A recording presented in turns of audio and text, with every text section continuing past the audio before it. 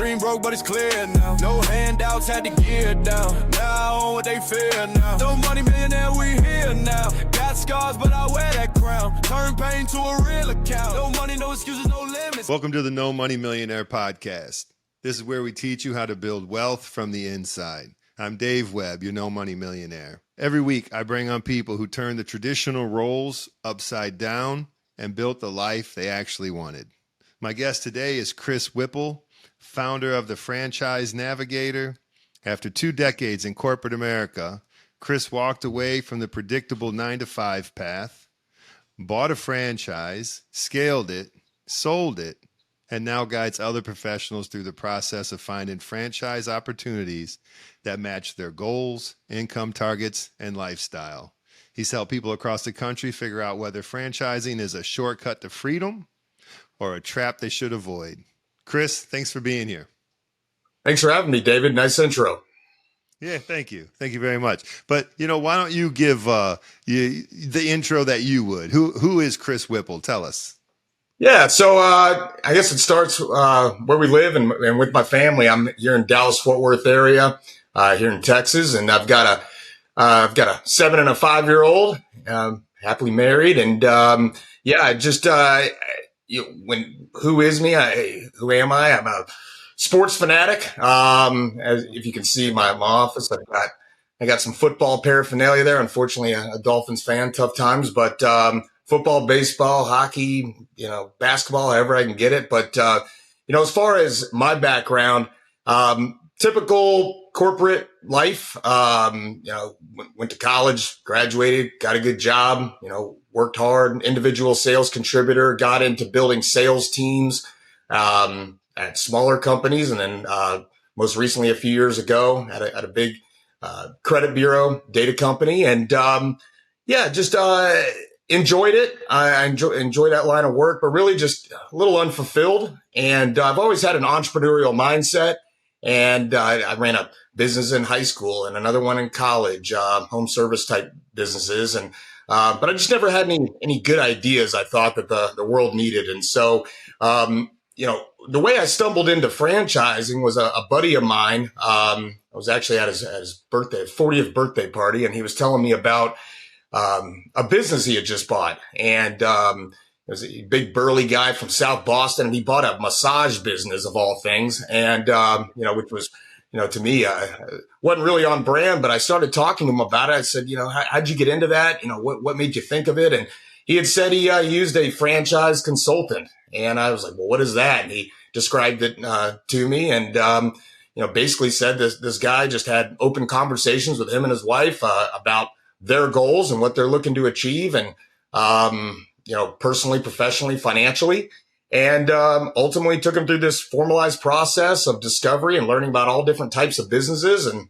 they decided they want to be in the health and wellness space. And so I said, well, hey, would you send me that guy's number? And so we talked to the same guy, Dave, and my wife, Lisa, and I went through the process and ultimately ended up landing on a business. I just wanted it as a side hustle, with my corporate job. I got a young family and health insurance and all of that, but it evolved into something that I was doing more than my normal, 40-hour job. I was putting more and more time into it, and ultimately evolved into leaving my job and running that business. So I'll take a deep breath, but that's kind of the evolution of things. And in my background. Yeah, well, we're going to get into a lot of that, in more depth. So, yeah. So let's go back. Let's start at the beginning. 2 decades in corporate America. Most people never leave that track. That's normally their thing. That you've had 20 years in, and that's going to be it. But with you, something snapped. So, what made you look at your life and think, I need to get out of corporate America. I need something different? Yeah, I think it went back to maybe it was my dad, telling me he was a corporate America guy his whole career, and he said, as long as you're in corporate America, whatever field you're in, decisions are going to be made in rooms about your career that you're not in, and that really hit home with me. And so as my wheels started turning, I wanted to make sure I diversified my options. And so I think that's why I started dipping my toe into investigating business ownership. Okay. Yeah, I wasn't cut out for corporate America. I grew up in the inner city of Detroit. All the auto companies are there. My father was with Chrysler, and that was the route my brother went. And everyone thought that, I'd be doing it too, and I just couldn't. It just wasn't for me. I had more of the entrepreneurial spirit, but until I figured out what I was going to do, I just went into sales, which is as close to being an entrepreneur as possible. So when you finally made the jump, was it instant clarity? Did you know right away, or did it feel like you were walking into the unknown? And when you bought your first franchise, were there any immediate surprises that you weren't really prepared for? I think it evolved, right? So if we look at years later now, I'm out of the corporate, I guess rat race, as they say, but yeah, I never, as I said, I never intended to leave my job. I was buying it as something on the side. And so definitely an evolutionary path and journey. As far as surprises, I think that's what I was trying to minimize by buying a franchise is those surprises. Obviously it's business ownership. It's tough. There's going to be things that happen that you weren't planning on. But I think that's why I bought in, is I wanted a proven model and I wanted something that I could follow. But as far as, surprises, it was, I guess I would say it's real work, right? It's not an easy button. And so I definitely learned that, though I had help, by the franchisors, it was definitely something that I had to put my full weight into.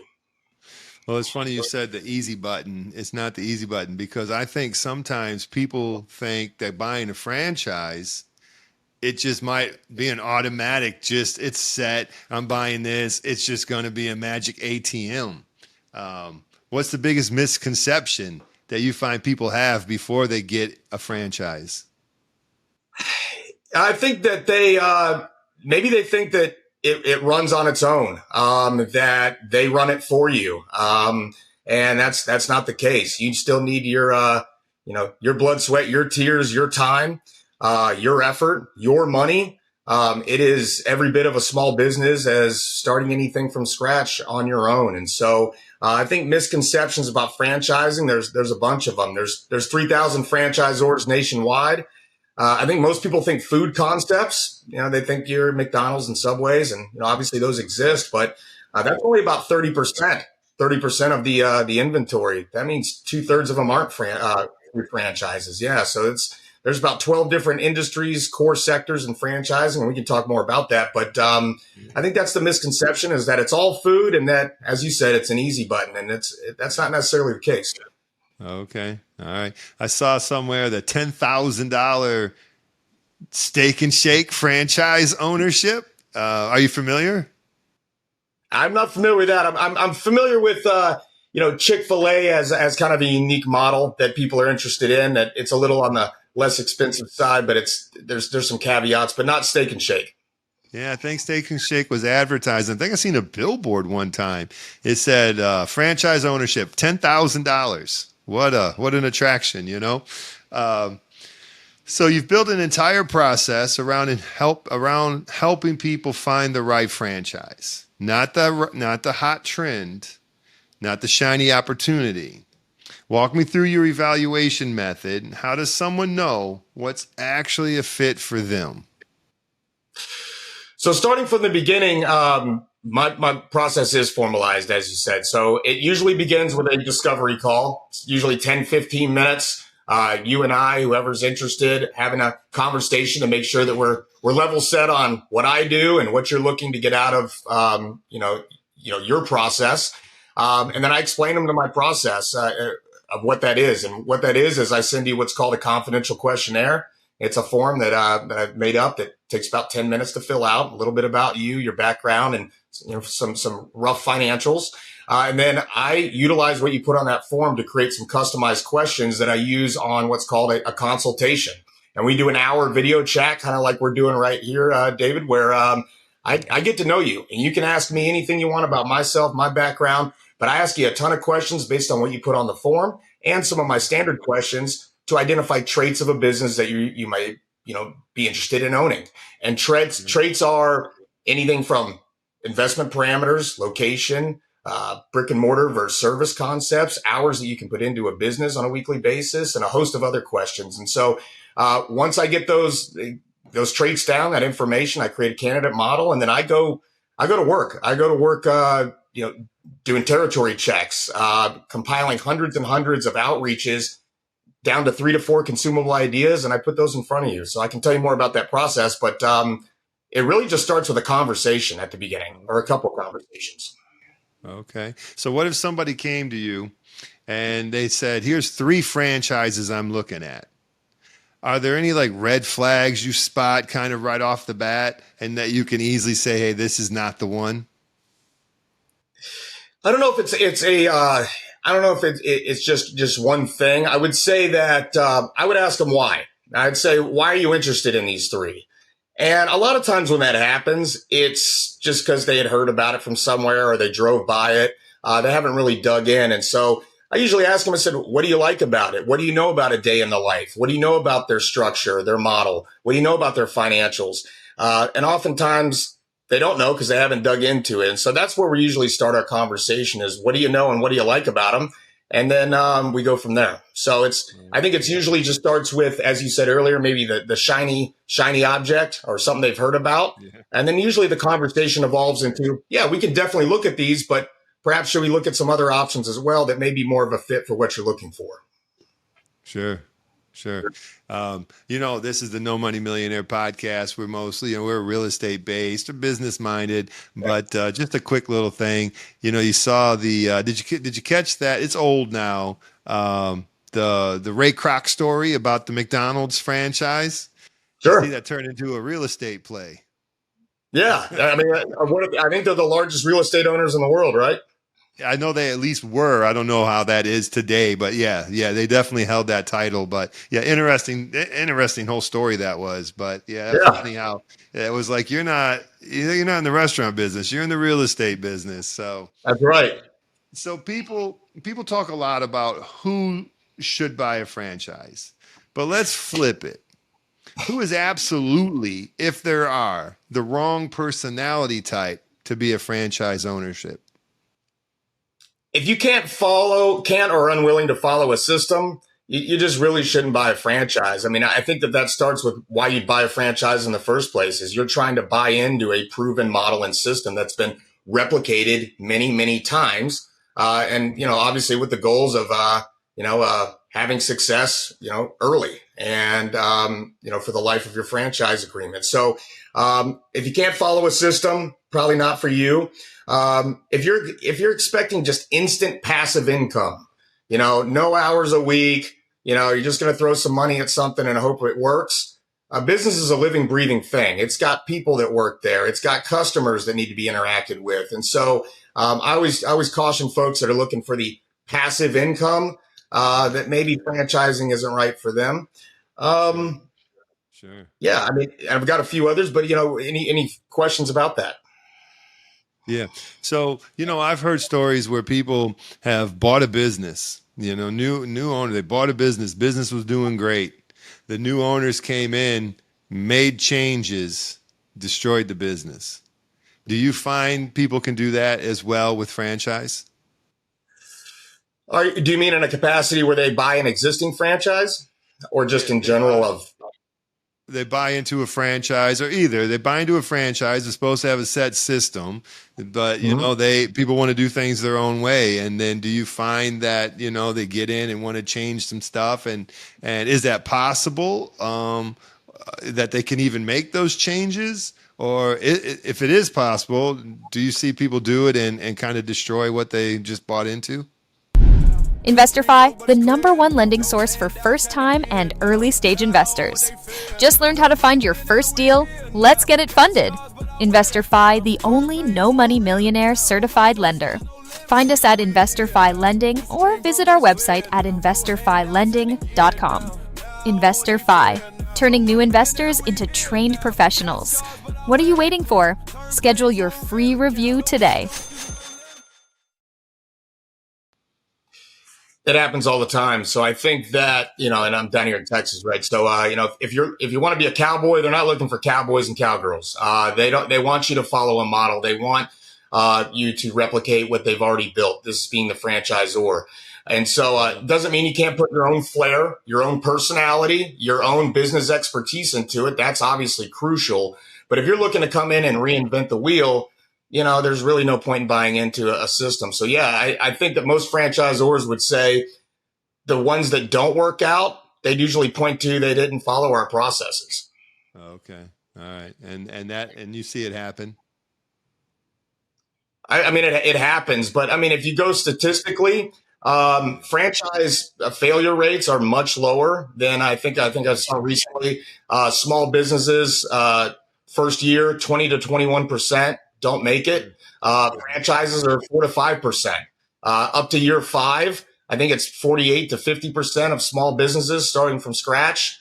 They don't make it. It's only about half around. And with franchising, I've seen 85% are still around. So I think that the success rates are much higher. But again, you got to follow the model as we're talking about.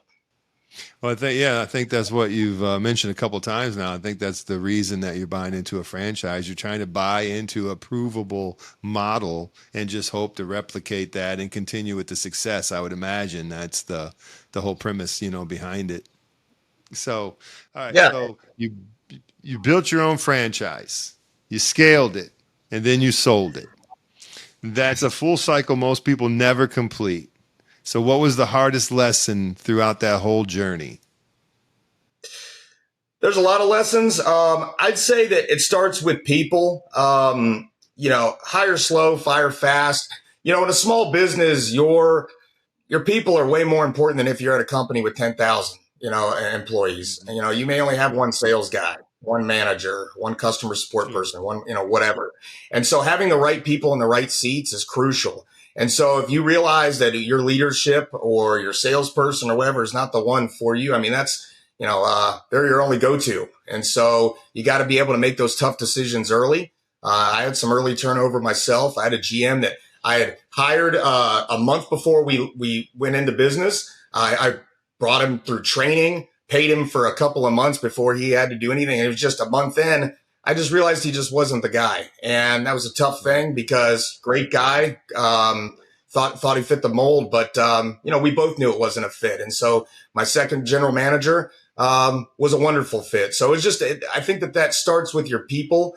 That was one of the early learning lessons is you think you found the perfect person for each seat, and it's not always the case. I was going to say that, following the systems, I keep saying that again, it leads to more predictable results. So, if you just trust in what you just bought, you're going to have more early success, more quicker ramp.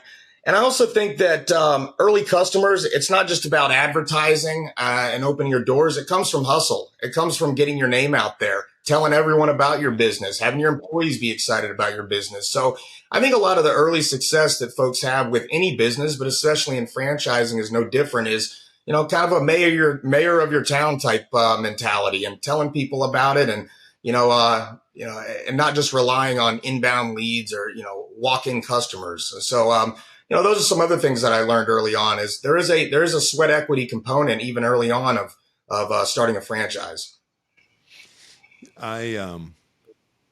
I bought a building one time. I mean, I still own it today, but I bought a building. It was mixed use. It was residential upstairs and it's 4 commercial stores downstairs. Now, this isn't a franchise, but one of the units was empty.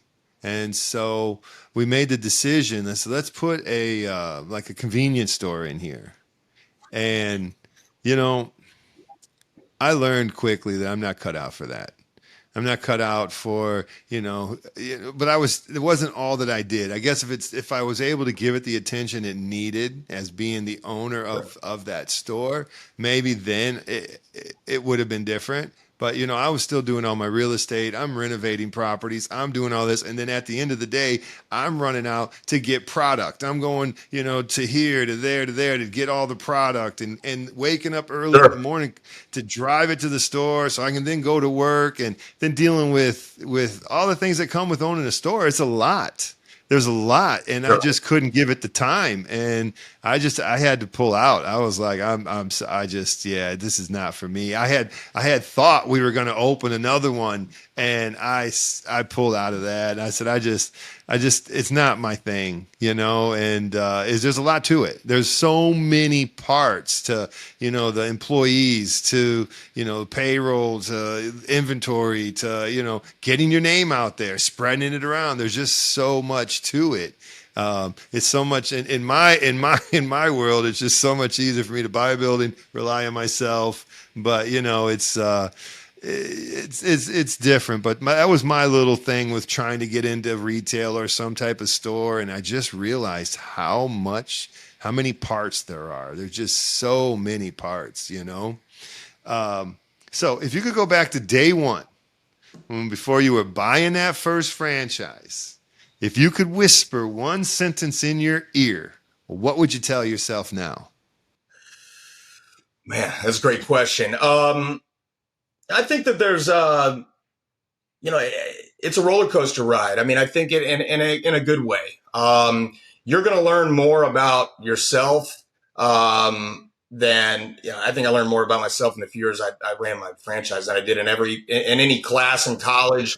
Or, and about business, any class in college, anything in the corporate world, because as you just outlined, David, it's all encompassing. It's payroll, it's marketing, it's people management, it's dealing with customers. And, there's days where you're like, this is great. I wish I had, 10 more territories and I could buy, another 8 franchises. And there's other days you're going, oh my gosh, this is hard. And, so I think I think my expectations, I'd level them out a little bit to know that first year, that first 2 years, expect the unexpected. It's a fun journey. There's a lot of learning that happens, a lot of self-growth, but definitely I do it all over again, and I'm looking to buy my next business. I'm always looking at opportunities. And so, I think that would be just kind of setting my expectations that it isn't easy, but it is rewarding.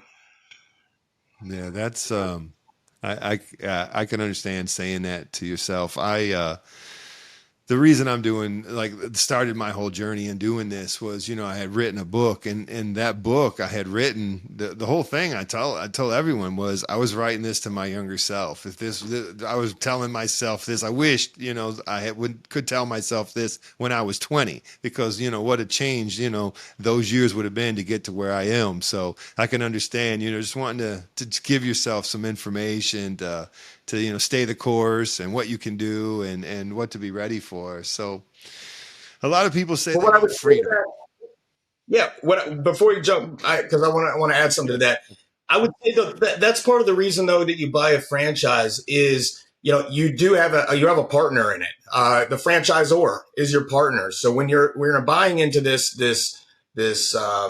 new venture, business ownership. Most people I talk to in my business have never owned a business before. There's a lot of uncertainty. They're nervous. They're anxious. And they don't know what's around the corner. And that's why you want to buy into a franchise model with proven systems and a track record is that, most of them will handle most of your marketing. They have call centers. They do your websites. They've got a business coach for you to lean on, and they meet with you on a weekly, monthly, quarterly basis. So you have resources at your disposal. So you're not just out there doing your own thing and following a textbook. It's a living, breathing system, and you have an ally in it, which is the franchisor. Nice. So if somebody's buying a franchise, and you are so right, and obviously it's your area of expertise, but in my own thing, you think franchise, you think food, you think McDonald's and Chick-fil-A, you think food, but so any franchise, how involved is the franchisor? So is it like a partner and an ally, like you said? So you have questions, you can just reach out to someone and because I would imagine everyone wants their success. So how much involvement is it from the franchisor?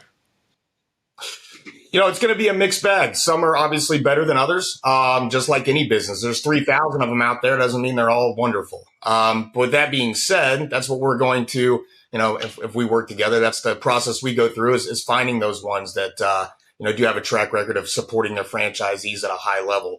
But yeah, I'd say that, they're very involved because their success is tied directly to your success. So if you've ever looked into a franchise, there's a royalty component where they're getting some percentage of your revenue as a royalty payment. And that's where any of these big, quick service restaurants we've all heard of to ones you haven't heard of, that's how they fund their operation. But what they're providing you for that royalty percentage is a suite of services, as we outlined. And if you aren't having success, if your business is not working, your revenues are down, it isn't going to work. You go out of business. That's not good for them. That doesn't help them grow. They also have to, each year they file what's called a franchise disclosure document, which has all their financials in it, which you're given during the process. And if they have franchisees that aren't making it, that aren't working, that they're not supporting, they have to list those out in that document. So I would say that franchisor success is tied directly to franchisee success. So their level of involvement should and often is very high. Okay. Yeah, it makes sense. I think if I created this and wanted to franchise it, and I'd want to see it all come through. So do you notice a difference when they're say they're corporate owned, or are some franchise, privately owned, and you can deal with just like an individual owner, or you're dealing with a corporation? Is there a big difference? You can see some differences. Some have started becoming acquired by private equity. There's a corporate on some, and I think that you often get a little more hand holding when it is privately owned. They sometimes they're family businesses, and they've got 3 or 4 franchise concepts under one umbrella, and they're all kind of similar in what they do. But I don't know if there's a hard and fast rule on that. Because at the end of the day, everybody's in this to make money, right? The franchisee, you who bought it, the franchisor. So we're all directly aligned on the financials. Okay. So a lot of people say they want freedom, they want flexibility, and they want ownership. But franchising isn't a vacation. I mean, we've already spoken on it. It takes work. It's a build. So tell me about the real lifestyle changes that come with the franchise ownership. I think it all depends because there's a couple of different ways that you could go at it. One is full-time ownership, where you're owner-operator, you're running the business on a day-to-day basis. And what you're getting out of that is you own your time. Anything you build is yours. You're building a tangible asset. So your real estate listeners will appreciate that. You're building a tangible asset that not only makes you money today that you can take out and fund your life, but also you're building something that you can hopefully sell at a multiple whenever you're willing to sell. So all of your equity, sweat equity is going towards a future payday, not only your current one. And then also there's semi-absentee and executive ownership where you can have even more freedom. You can install a general manager. You can put someone in to manage multiple units, multiple territories. And it allows you to separate yourself even further from the business. So you operate as a visionary and someone that puts folks in place and delegates the entire operation. So I think what you're buying is you are buying not necessarily freedom from doing work, but you're owning your time. And any time you put into the business, you're getting paid back, not only today, but also in the future. Yeah, definitely. That's, I've always wanted to work for myself. And so, because everything I'm putting in, I get to get the reward from. So yeah, no, that's definitely understandable. Let's give people a sanity check. Someone listening right now is thinking, I hate my job. Maybe I should buy a franchise. What questions do they need to ask themselves before they even make that call? Yeah. In preparation, I put down a few. I really, thought through this. I think, you need to start with, what lifestyle do I want this to support? Is this, full-time income replacement? Let's give people a sanity check. Someone listening right now is thinking, I hate my job. Maybe I should buy a franchise. What questions do they need to ask themselves before they even make that call?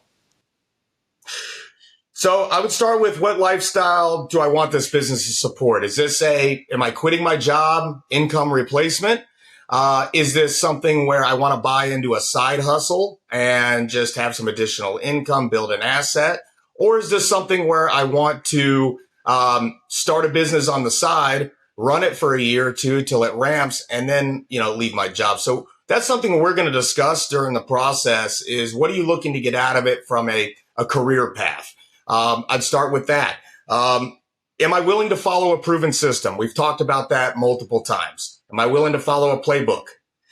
Do I have enough capital to operate comfortably? I think a lot of people want to get into business and they get in lean, and you need to have working capital. You need to have a rainy day fund, just like you do in your own personal finances. So making sure that you're properly capitalized. Can I lead people and not just do the work myself, right? Can I delegate?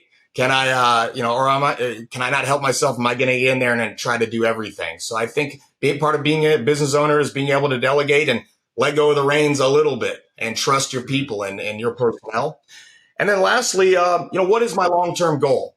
Am I looking to just make money today? Am I looking to build equity in something that I can sell later? Do I want to accomplish both? So, those are 5 things that I would think through before I got into franchise ownership.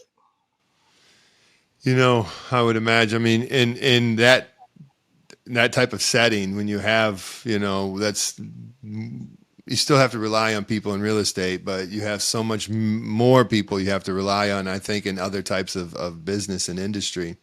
It's the hardest one that I've tried to find, is being able to find someone that isn't an owner, to be able to do it to the level, that you are able to walk away from, that they are going to handle things in such the proper way and represent it the correct way, that you're able to say, okay, good, this is covered. Now I can look at the other ones.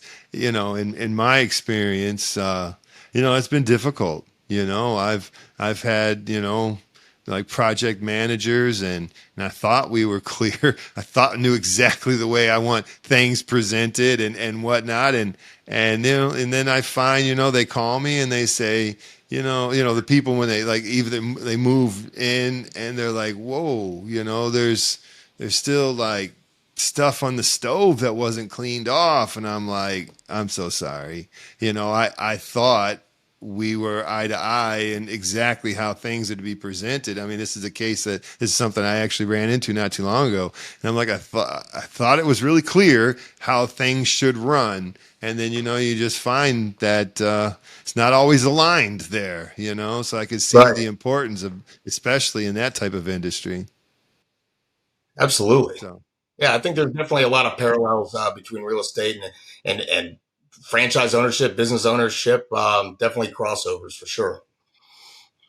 Yeah, definitely. So when do people typically start to feel the shift? When they're franchise owner, and does the business stop feeling like a job and start feeling like wealth that's being built? I think that it probably starts on day one, when you realize, oh, wow, I bought a business and my doors are open and my first customers are coming in. So I think that's kind of the first realization that, I'm not just working a job anymore. And so I think it starts then. And again, it just evolves over time in your ways of thinking. And I think, for me, especially getting, when you go to sell it, that's when it became real too, even more real, is that you built something, you put a time, effort, love, et cetera into it. And, there's that payday that, at one point was just off in the distance, and here it is today. So, I think there's a variety of checkpoints there. Did you find it difficult when you scaled your first one to sell it? Was it tough to say, okay, I built this, I'm going to sell it, to move on to the next? No, I think that, I don't think so. I think, yeah, checking out of what you were used to thinking about on a daily basis, right, was an evolution. I ended up selling to another owner of my same, the same franchise concept, and he just wanted to grow even bigger in Dallas Fort Worth. And so I'd gotten to know him over the years, and so it felt like a natural transition. It was kind of an acquisition versus selling to someone who hadn't been in the business before, or wasn't familiar with our processes. So I knew that our customer base and our relationships were going to be taken care of, and so I felt more comfortable with it than maybe just selling to someone random. Sure. Okay, so when someone works with you directly, let's go to the first 30 days. What does it typically look like? And what should someone expect once they said, okay, let's begin? What do we do? First 30 days with me, or, in this process, or after they buy? First 30 days with you. First 30 days, we have that initial call. We usually talk for 10 minutes, make sure we have alignment on, what I do and what you're looking for. Then we have our consultation. Usually happens within the first week and a half after you fill out that form I discussed earlier. I create a bunch of custom questions. We have our consultation. I get to know you a lot better and, identify the traits of a business that you'd want to own. And then I take about a week and a half, and I do my research and homework. Send out hundreds of territory checks and filter things down to a few ideas, 3 to 4 concepts usually that align with what we had discussed as being traits, of businesses that would align with the traits that you're looking for. And then I introduce you to those brands that day. And so I make warm introductions, and you start the process with them. And the process with them is an intro call, a unit economics call. Then you get on a call and you talk about the franchise disclosure document, which is 200 to 300 pages, everything about their business. Then you get into territory mapping. So it's a formalized process, but I would say the first few weeks is all about getting to know you and then putting some brands in front of you. Nice. Okay. So, well, before we wrap this up, let's end with something tactical. What are the biggest mistakes people make when choosing or looking at a franchise? I think that they don't start with an open mind. I think you come in with preconceived notions of what you're going to like, what you aren't going to like. Oftentimes people end up buying a business that they'll tell me, Chris, I never thought I would own a insert whatever business it is. I didn't know anything about it. But as I learned about it, I learned that it checks all the boxes of something I'm looking for. So I would say have an open mind, kind of create a blank slate in your head. I would say that, you need to validate with current owners. And that's a big part of this process is current owners, current franchisees, high performers and low performers, who's doing well and who hasn't. Have those conversations one-on-one with current franchisees. And then also, I guess lastly is ignore the trends. So the what's hot is, it's great to talk about, but focus on proven unit economics, proven financials, track record of success. I would focus on those things. And also, I guess last is work with a consultant, whether it's me or someone else. It's a free resource. We've got connections to lenders, lawyers, CPAs. We've got questions that you should be asking franchisors and franchisees. You don't pay less if you don't use a consultant when you buy a franchise. So I say always use someone that can help you sort through 3,000 franchisors. It's a valuable asset, and it's one that I used and why I do it now today. I could imagine that there's quite a lot of unknowns if if somebody's new, definitely trying to get into a franchise. It's different than if somebody had an idea and wanted to open their own store. I'm sure there's a lot of differences. And so I'm sure there's a tremendous amount of unknowns that people don't even know to ask about. It's things they wouldn't even have an idea about. So I'm sure you help with a lot of that as well. Yeah, I look at my role as kind of like a realtor meets matchmaker, and I'm your right-hand man kind of liaison. It's all those wrapped into one as, I'm your right-hand man to, bounce questions off. Is this normal? Is this not normal? What are you seeing out there? So a trusted advisor. And so absolutely. Trusted advisor. That's nice. I call myself a project manager. I'm a real estate investor. People ask me when I go to events, and I went to an event the other night, and you put a name tag on, and you write, fix and flip, buy and hold. You kind of like real estate investor, different things. And I really just call myself a project manager. I find the project, I find the money, I find the pieces, I see it to completion, whether it was for a fix and flip or if it was we're going to buy and hold it and have apartments, whatever it is. I stay on to make sure that the vision is accomplished. But I just try to find the pieces and put it all together. So even though I am a real estate investor, but I really just look at myself as a project manager, so. That's a great way to describe it. Well, it's what I do, and I do. I take on this project, and, I have this group that I work with, and we were just closing on a set of properties, and we hadn't even closed on them yet. And we were doing our quarterly meeting. And so I'm giving them the update about the new project that we're about to close on. And they're like, what's next? And I'm like, okay. I said, I appreciate, wanting to continue and work together. I said, but I have to make sure the projects are completed, and I don't want to leave and spread myself and then not be able to see it to completion in a time frame, because any type of investments, time will work against you. And so I want to make sure I see everything come to completion. So that's what I really feel my role is, and advisor, is well, because I help people and we look at the right properties, but it's necessary. And I can see going into franchise, just that little store I tried to open, just what I didn't know and wouldn't even know to ask. And so I could see where having someone to help, guide me, advise me, like you said, would just be so well worth it. Oh my God. So if someone listening wants clarity on whether franchising is right for them, where's the best place for them to reach you? So you can find me. I got my website. It's thefranchisenavigator.com. Check that out.